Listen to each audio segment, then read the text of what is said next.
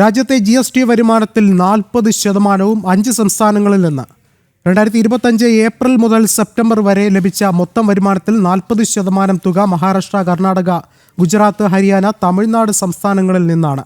GST വകുപ്പാണ് ഇത് സംബന്ധിച്ചുള്ള കണക്കുകൾ പുറത്തുവിട്ടത്. 10 വർഷത്തിനിടെ നവരാത്രി കാലത്ത് റെക്കോർഡ് വിൽപ്പനയാണ് രേഖപ്പെടുത്തിയത്.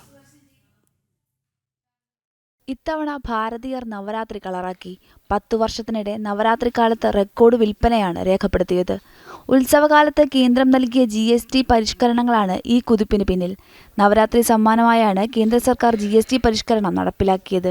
375 ഉൽപ്പന്നങ്ങളുടെ വിലയിലാണ് കുറവ് വരുത്തിയത്. ഇതോടെ വ്യാപാര സ്ഥാപനങ്ങളിലേക്കും വാഹന ഷോറൂമുകളിലേക്കും ആളുകൾ ഒഴുകിയെത്തി. ഇതോടെ വിൽപ്പനയും തകൃതിയായി. വ്യവസായ സേവന മേഖലകൾ കേന്ദ്രീകരിച്ചിരിക്കുന്ന സംസ്ഥാനങ്ങളിലാണ് GST വരുമാനവും വർദ്ധിച്ചത്. നടപ്പ് സാമ്പത്തിക വർഷത്തിലെ ആദ്യത്തെ 6 മാസത്തിൽ ശരാശരി 31,830 കോടി രൂപയാണ് മഹാരാഷ്ട്രയുടെ വരുമാനം. സംയോജിത GSTയുടെ വിതരണത്തിന് മുൻപുള്ള കണക്കുകളാണിത്. കർണാടകയാണ് രണ്ടാമത്. മാസം ശരാശരി 1,800 കോടിക്കും 4,000 കോടിക്കും ഇടയിൽ വരുമാനം നേടുന്ന സംസ്ഥാനങ്ങളുടെ പട്ടികയിലാണ് കേരളം. ന്യൂസ് ഡെസ്ക്, ജനം.